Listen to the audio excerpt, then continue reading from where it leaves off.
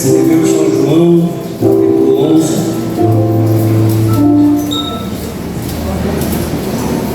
Evangelho que escreveu São João, Aleluia.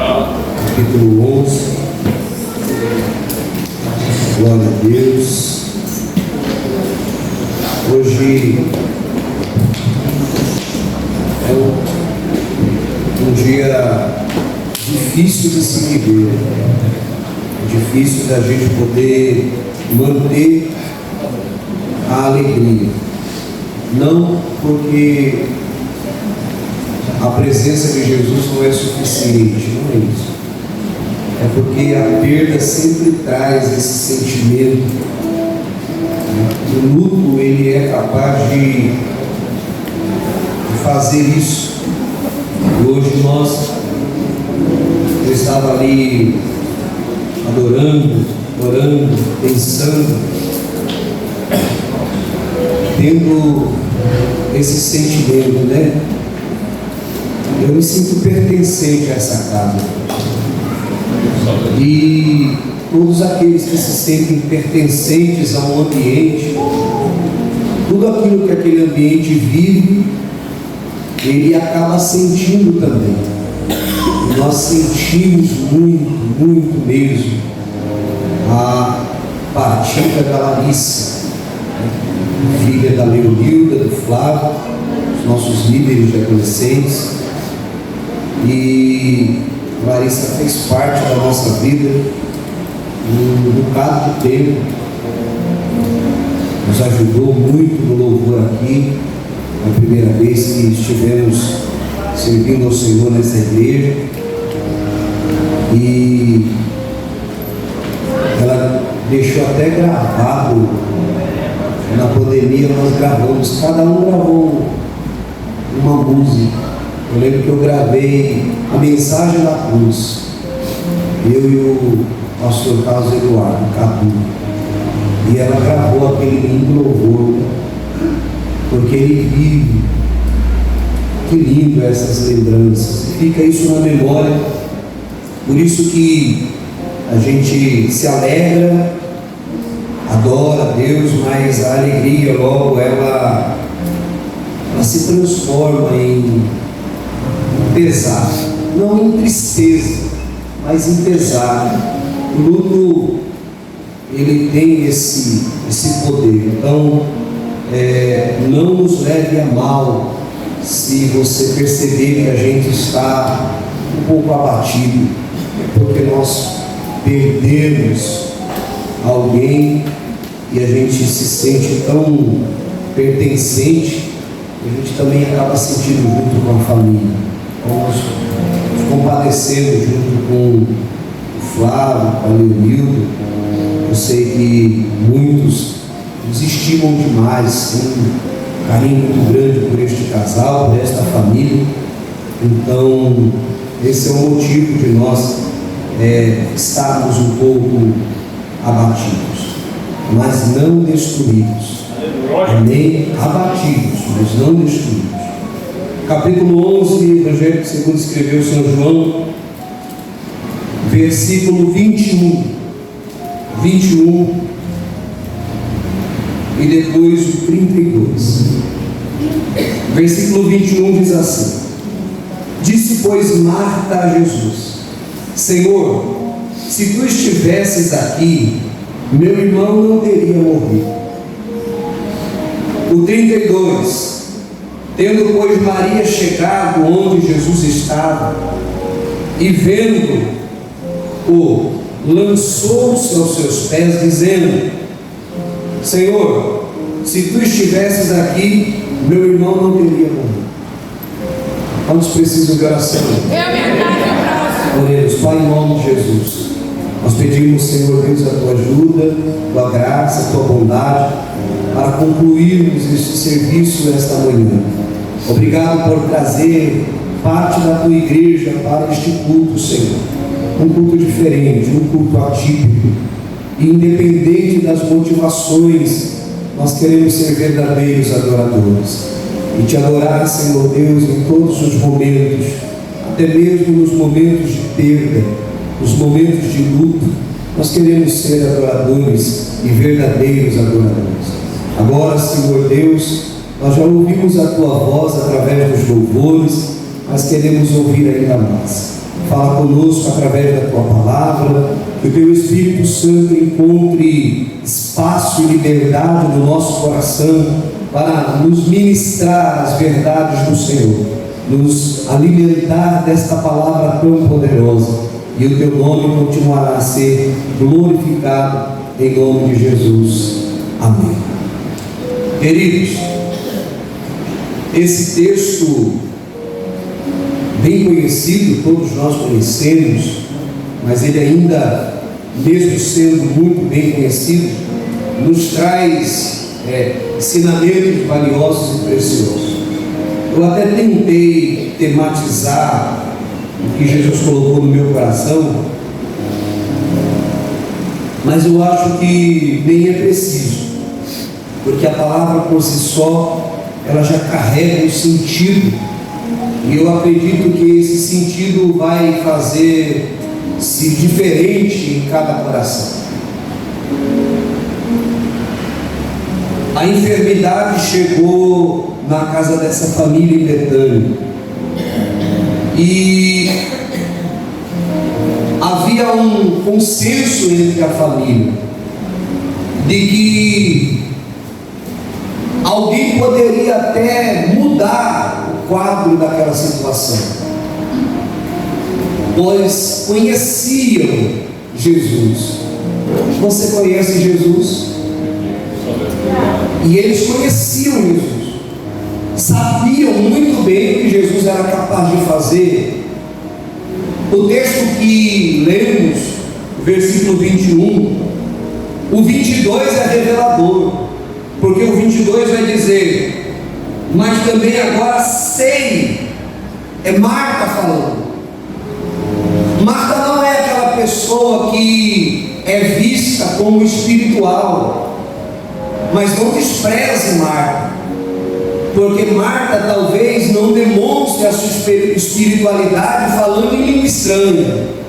Talvez Marta não demonstre a sua espiritualidade levantando a mão ou participando dos louvores, mas você pode ir na cantina que Marta está lá.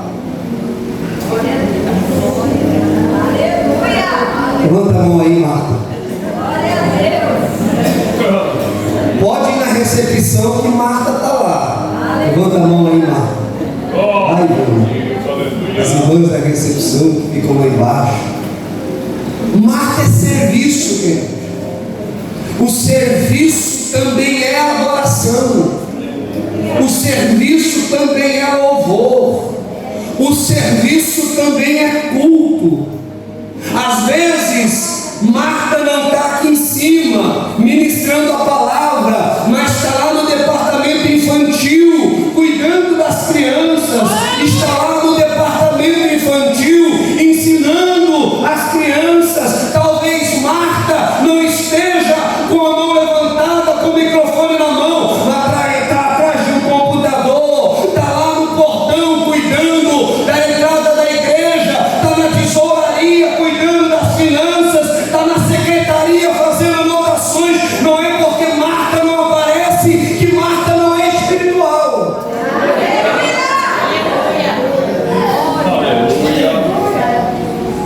E ela também conhecia Jesus. E olha o que ela vai dizer: agora sei que tudo quanto pedires a Deus, Deus te concederá. É Marta. A gente fica às vezes reclamando, né? Marta não adora, Marta não está ali aos pés de Jesus, Marta só quer saber de fazer as coisas. Mas essa Marta conhecia Jesus do mesmo jeito que Maria também conhecia. Tinha mesmo a intimidade com ele, ao ponto de dizer para ele: eu sei muito bem que se o Senhor pedir, Deus não te nega. Eu conheço o poder que há na tua palavra. O interessante é que Maria, quando chega, a adoradora, aqui se prostra, aqui não perde culto. Consagração, ciclo de oração, culto de domingo, se o culto for de noite ela está, se o culto for de dia ela está, se for na escola dominical ela vai, se for no culto de ensino ela vai, se marcar culto na quinta ela vai, se marcar culto na igreja sede ela vai, se marcar culto na praça ela vai, ela não quer saber, ela quer cultuar. Maria é culto, é presença, é adoração, é se prostrar, é aquela que se lança aos pés de Cristo. E ela também conhecia, também tinha intimidade. Interessante é que as duas, quando chegam, falam a mesma coisa. E aí a gente traz à memória que era uma família, irmãs de Lázaro. Então aqui eu cheguei no entendimento de que isso era a conversa delas dentro de casa. Eu consegui entender isso, que era isso que elas estavam conversando dentro de casa. Porque muitas vezes a gente não compreende as atitudes de Jesus em nossa vida. Não compreendemos o porquê que Jesus permite que certas coisas aconteçam conosco, Noel. Mas a gente não sabe. Jesus poderia ter segurado você, ou ter permitido você levantar naquele dia, mas Ele permitiu você levantou e você caiu, e agora? Não dá para entender, não dá para compreender. O agir de Deus muitas vezes se torna difícil até de engolir. Por quê? Porque quando Lázaro começa a adoecer e a doença começa a preocupar, a um ponto de Marta, Maria e Lázaro dizer assim: eu acho melhor a gente avisar Jesus. E aqui, queridos, somos nós aqui, essa família que representa. Porque muitas vezes eu só vou levar a Jesus quando já não tem mais jeito, quando já não há mais saída, quando já não há mais recursos, quando eu já não sei mais o que fazer. Então chega um ponto que Marta, Maria e Lázaro decidem: a gente tem que avisar Jesus. Vamos pedir para alguém avisá-lo. Jesus já havia acabado de sair dali, porque queriam matá-lo. O texto deixa claro isso. Ô mensageiro, nós precisamos de um grande favor. Acréscimos meu, tá bom? Me permita fazer esse acréscimo. Entra aqui, vem cá ver, olha como está Lázaro. Você sabe que a gente tem um amigo, e esse amigo pode resolver esse problema, pode mudar a situação da minha família. Então nós precisamos que você saia daqui e vá direto falar diretamente com Jesus. Você vá direto e fale diretamente com Jesus. Se alguém aparecer no caminho tentando roubar a sua atenção, não pare, porque nós precisamos que essa notícia chegue até Jesus. Nós precisamos disso. Jesus precisa estar sabendo do que está acontecendo dentro de casa. Jesus precisa saber como está a situação aqui. Então, mensageiro, você faz esse favor. Tem mensageiros aqui? Vieram para o culto os mensageiros que conseguem receber a informação de pessoas necessitadas e ao invés de ir compartilhar no WhatsApp, vai direto conversar com Jesus. Conseguem ver as necessidades que as pessoas estão vivendo, e nós somos esses mensageiros também. Além de sermos os necessitados, nós também somos os mensageiros que ouvem as necessidades dos outros e têm coragem de levá-la a Cristo Jesus, entendendo que só Jesus pode resolver o problema. É verdade. Demonstrando, eu creio que só Ele pode resolver o seu problema. Colocando diante dele, de fato, total confiança, seja qual for o problema. você pode com muito carinho, só dessa vez, olhar para quem está do seu lado e dizer assim: o seu problema, seja qual for, Jesus resolve. Seja qual for, querido, seja onde for, Jesus ele vai lá. E se ele não for de corpo presente, a palavra vai. Pastor Ronaldo ministrou isso hoje de manhã lá no gabinete. Ministrou isso no nosso coração, porque muitas vezes a gente está querendo a presença física, mas ele está dizendo para nós assim: a minha palavra vai primeiro, chega antes. Aleluia. O mensageiro chega para Jesus e vai dizer: aquele que tu ama está enfermo. Você entendeu? Você consegue pegar essa indireta? Consegue pegar essa responsabilidade? Consegue sentir o peso da responsabilidade que o mensageiro está? E eu acredito que isso aqui é obra de Marta e Maria. Essa palavra aqui não é só do mensageiro, não tem como. Isso aqui foi Marta e Maria que disse para ele assim: ó, vai lá e fala para Jesus que se ele realmente ama Lázaro, para ele vir aqui fazer alguma coisa. O mensageiro vai replicar a mensagem e vai dizer assim: olha, está enfermo aquele que tu ama.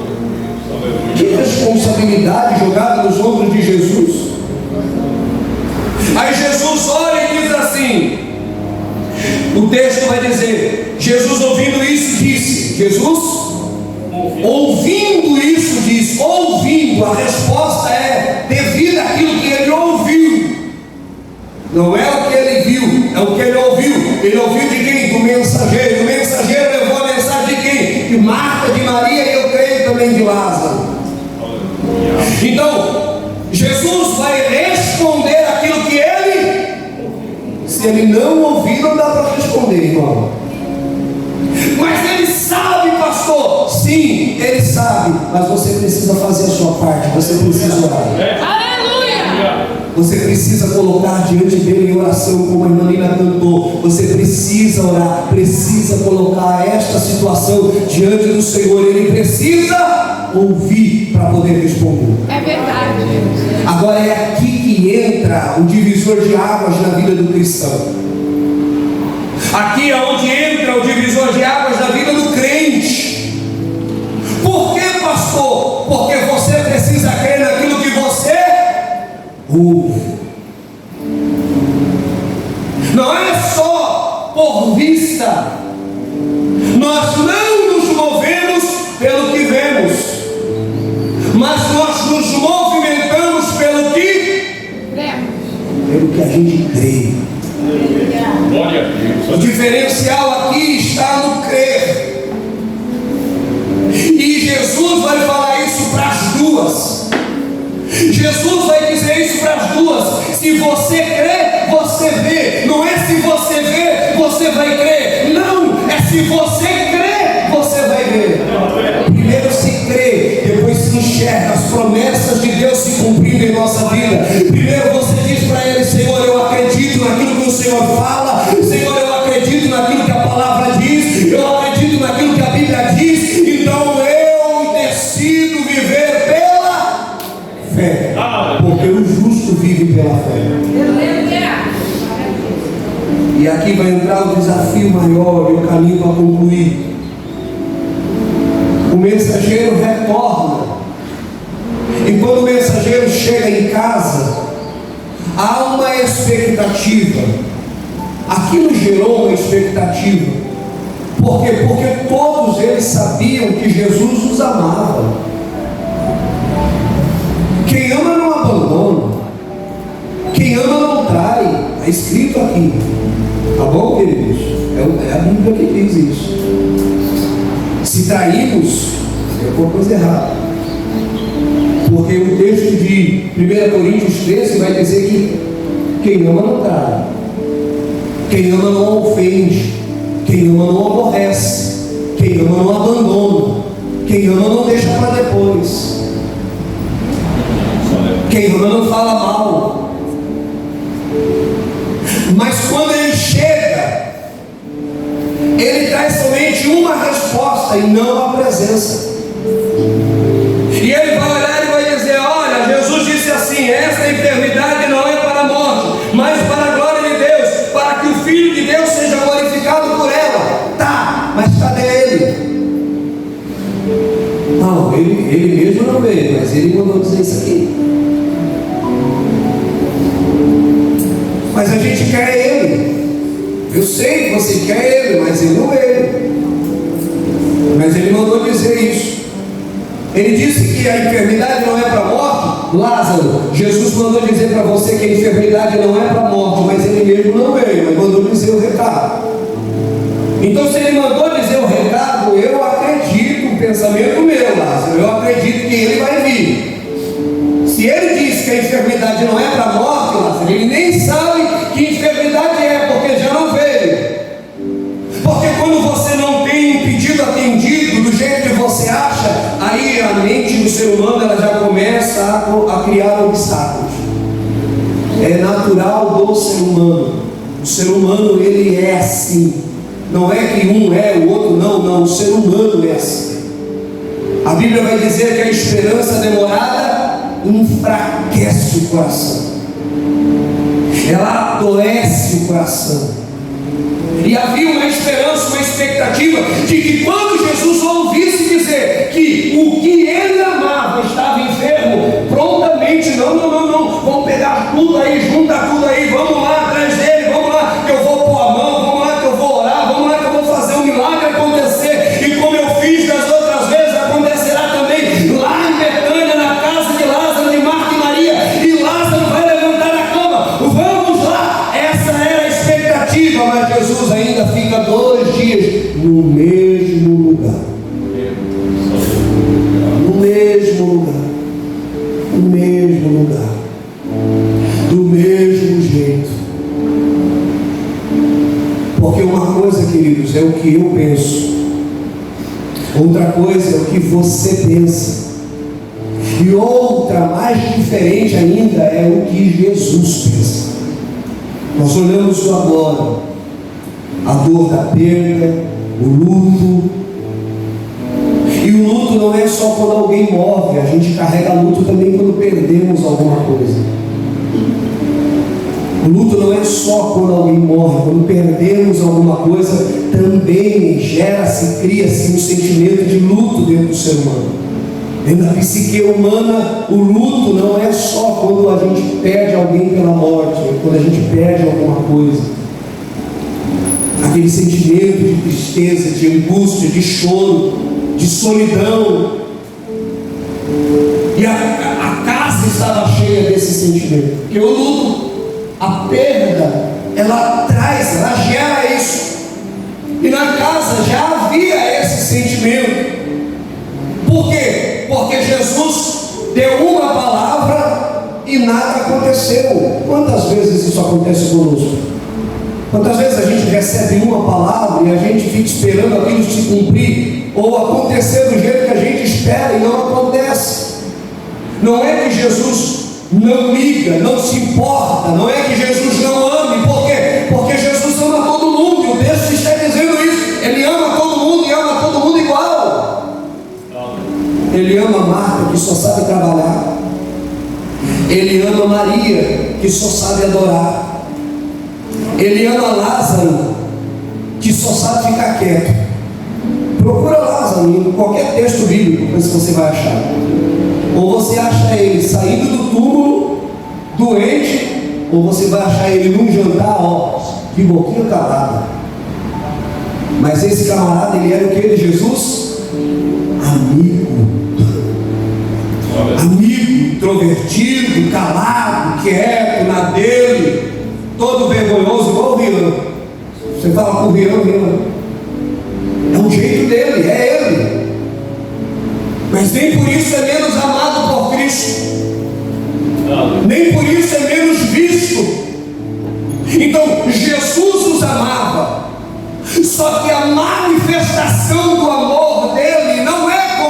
pensa.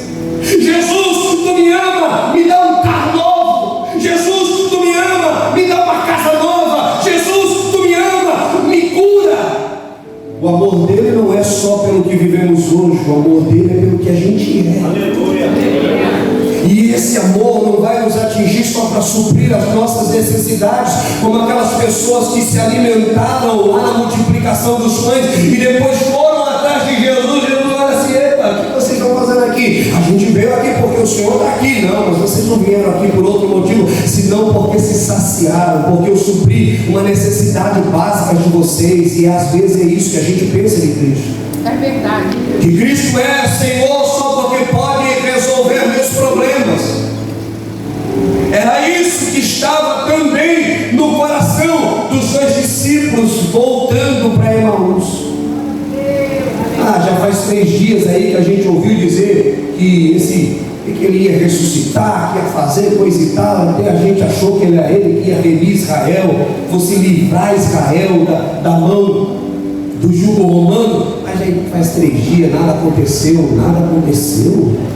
Onde vocês estão? Os seus olhos estão aonde para vocês não perceberem que a presença está com vocês o caminho todo? Aí sabe quando os olhos dele foram se abrir? Eu sei que você sabe. Os olhos foram se abrir quando estavam sentados à mesa. Quando sentaram-se à mesa, quando Jesus deu graças pelo pão, os olhos se abriram. Quando procuraram, cadê Jesus? Jesus já tinha olhos. O amor de Jesus alcança todos igualmente, do jeitinho que você é. Jesus ama você. Você é introvertido, calado, Jesus ama você. Você já é mais espalhafatoso, já fala muito, Jesus ama você também. Você tem algumas enfermidades, algumas dificuldades, Jesus ama você também. Você é todo certinho, todo perfeitinho, todo meticuloso, Jesus ama você também. Por quê, pastor? Porque é quem Ele é o amor, e o amor ama, somente ama. E Ele espera.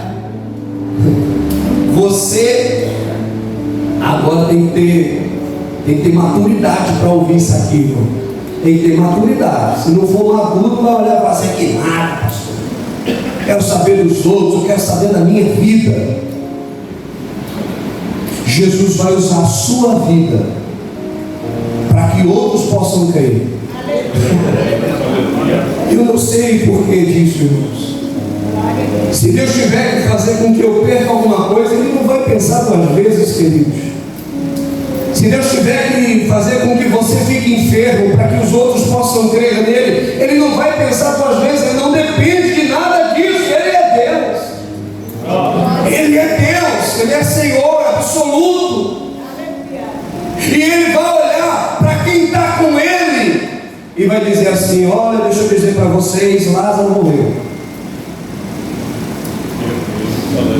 E eu me alegro de não estar lá. Como assim? Que amor é esse? Que amor é esse? Quem ama se alegra com a perda. Quem ama se alegra com a morte dos outros. Como assim? Ele era quem o Senhor amava, e Ele também amava, porque eu acredito que a recíproca era verdadeira na vida de Lázaro. Lázaro também te amava. Jesus vai olhar e vai dizer assim também: eu me alegro de não estar lá, para que vocês creiam. Não era Marta e Maria o problema de crer ou não crer. Com ela Jesus ia tratar depois, mas vocês aqui precisam crer também. Então eu me alegro de não estar lá. Só que agora a gente vai para lá, e vocês vão ver o que eu vou fazer lá. Olha aqui, como Jesus é sábio, irmãos. Você está pronto para ser usado por Ele como testemunho vivo? Está pronta para ser usada por Jesus, para que Jesus demonstre o seu poder, a sua grandeza, para que outros possam olhar para você e dizer assim: Fabiano, eu creio no seu Jesus. Eu acredito, Haroldo, no Deus que você serve. Eu acredito, Cristo, no Deus que você prega. Eu acredito no Deus que você diz que serve. Eu acredito. Por que você acredita? Porque quando eu olho para a sua vida, quando eu olho para a sua vida, quando eu olho para você, quando eu ouço você falar, quando eu vejo as suas atitudes, o seu comportamento, quando eu vejo como você reage diante das circunstâncias, eu vejo Jesus na sua vida. Eu vejo Jesus no seu comportamento. Glória a ti, Jesus. Eu vejo Jesus nos seus olhos. Quando eu olho para você, eu vejo Jesus nos seus olhos.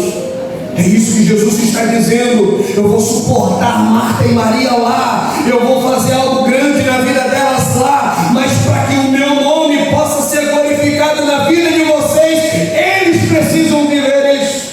Aleluia! Ô crente, você está maduro? Está pronto? E se você não tiver, não tem problema. Agora, precisamos ser sinceros com Deus e dizer: Senhor, eu não estou pronto para isso. E às vezes eu digo para Deus: Senhor, eu não estou pronto para algumas coisas. Eu misericórdia da minha alma, eu não estou pronto para viver algumas coisas, não. Não tenho capacidade suficiente, não tenho sabedoria suficiente. Eu carrego um monte de erros, eu sou falho, então eu não estou pronto para viver algumas coisas. Vai com calma aí, Jesus. Vai na manha aí.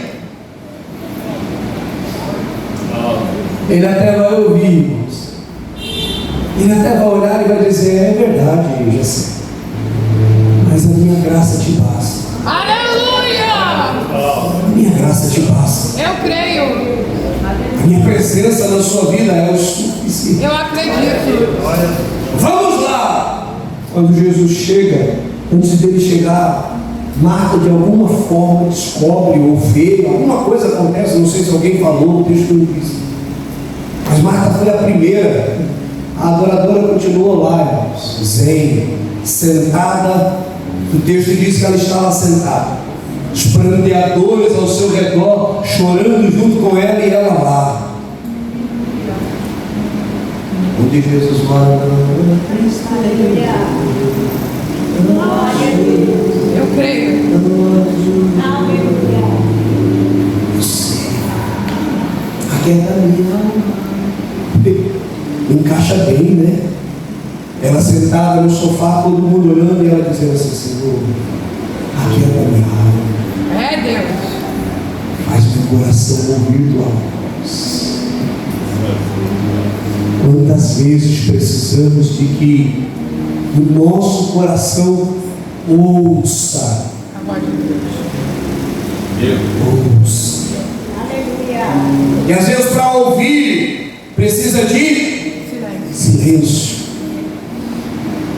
Mas Marta não. Marta levanta e vai lá. E o que ela carrega? Ela carrega tudo o que eles conversaram antes, durante e depois. Este era o assunto da família, queridos. Esse era o assunto de Marta, de Maria e de Lázaro também. E eu acredito que depois que Lázaro morre, porque já faz 4 dias, eu acredito que na hora que estão sepultando Lázaro, na hora que Lázaro fechou os olhos, na hora que Lázaro deu o último suspiro, eu acredito que um olhou para a outra e disse assim: ele não está aqui. Se ele estivesse aqui, isso não teria acontecido. Eu acredito que no cortejo, indo em direção ao túmulo, uma olhava para a outra e dizia: se ele estivesse aqui, isso não teria acontecido. Quando estavam rolando a pedra para que fechasse o túmulo, uma olhava para a outra e dizia assim: se ele estivesse aqui, isso não estaria acontecendo. Quando voltaram para casa, quando se assentaram uma diante da outra, irmãos, eu já passei pelo luto. E como é horrível você voltar depois e fica olhando um para a cara do outro, tentando ter alguma palavra, alguma coisa, mas não tem nada. Por quê? Porque o luto rouba as palavras. E a gente sentou, ficou todo mundo ali sentado, um olhando para o outro, e olhava para os meus irmãos, olhava para minha mãe, não tinha palavra, não tinha nada para fazer, então vou comer. Vou comer. Por isso que assim, velório, essas coisas, você tem alguma coisinha para comer, né? A gente não tem o que falar, vamos comer. Jesus sabe o que faz, irmãos. Um dia, 2 dias, irmãos, você tem noção do que é 3 dias? 3 dias esperando e nada. E nada. Se fosse hoje, até daria para entender, uma mensagem resolveria o problema. Eu me atrasei, aconteceu um imprevisto, no meio do caminho surgiu alguém com um fluxo de sangue e eu tive que parar para atender. Tinha argumentos, mas nada, irmãos. E de repente Jesus chega como se nada tivesse acontecido. Jesus chega, e aí, Marta? Se tu estivesse aqui, a primeira coisa que ela fala, aquilo estava corroendo ela por dentro. A primeira coisa que ela fala: se tu estivesse aqui, isso não teria acontecido. Quando Maria chega, Maria faz até mais, mas é por conta da personalidade de Maria, nem diminuindo nenhuma nem a outra, porque as duas estão vivendo o mesmo sentimento. Não há quem vive mais, não há quem viva menos, as duas estão sofrendo, as duas estão em angústia, as duas estão em choro, as duas estão em lamento. E a angústia era tanta que quem estava lá não quis ir embora, permaneceu. Quem estava com elas ali não quis ir embora, permaneceu 4 dias com elas lá. Não, nós não vamos abandonar vocês.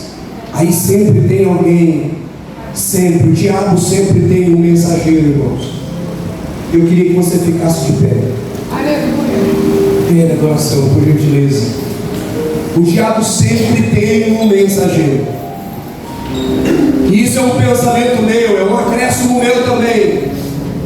E o Espírito Santo de Deus me permite ter esse raciocínio.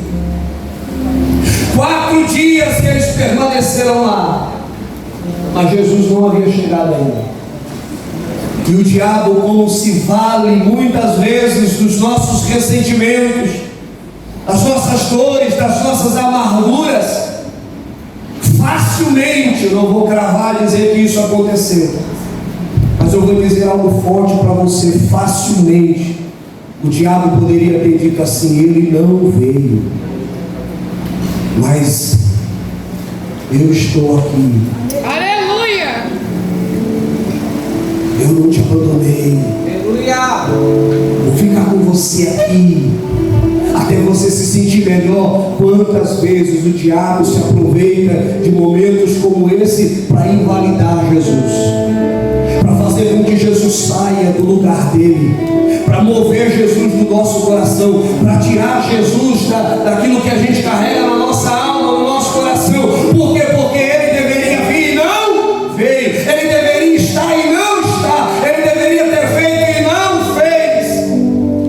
Mas olha eu aqui, eu estou aqui. Então vamos substituir o Senhor Jesus por outras presenças. Vamos substituir o Senhor Jesus por outros traumas. Vamos substituir o Senhor Jesus por outras expectativas, por outras esperanças. Já não vale mais a pena esperar Jesus. Já não vale mais a pena cultuar. Já não vale mais a pena você ir. Já não vale mais a pena você esperar. Agora você pode abandoná-lo também, pode largá-lo também. Vamos substituir Jesus. Ele deveria estar e não está. Mas de repente alguma coisa despertou os olhos de Marta. E Marta é diferenciada porque ela não espera ninguém falar. Ela entende que quem está vindo é Jesus. Ela não se preocupa com os ressentimentos, com a dor da perda. Ela corre. Ela não para para Pedro e diz: Pedro, se Jesus estivesse aqui, meu irmão não teria morrido. Ela não olha para Tomé e diz assim: Tomé, se Jesus estivesse aqui, meu irmão não teria morrido. Ela não olha para João e diz: João, se Jesus estivesse aqui, meu irmão não teria morrido. Não, ela pega todo o ressentimento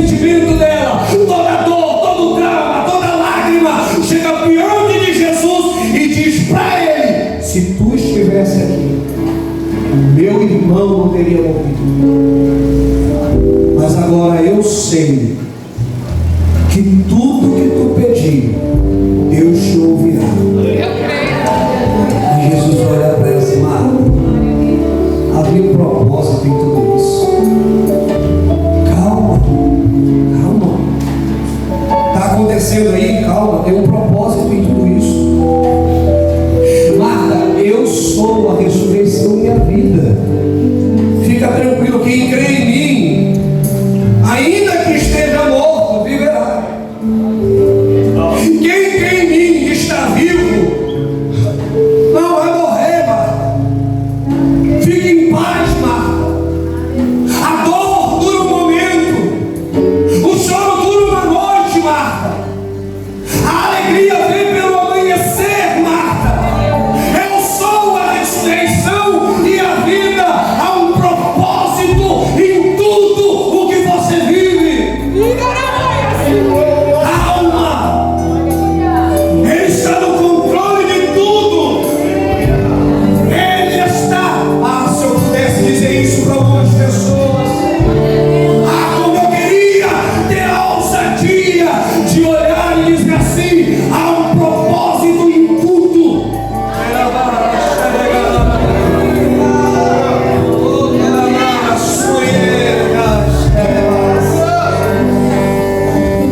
Se você puder curvar a sua cabeça, feche os seus olhos comigo.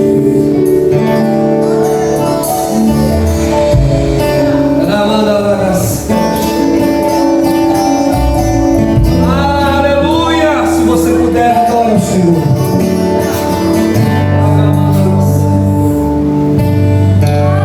São tantas promessas, seu coração ansioso tem pressa.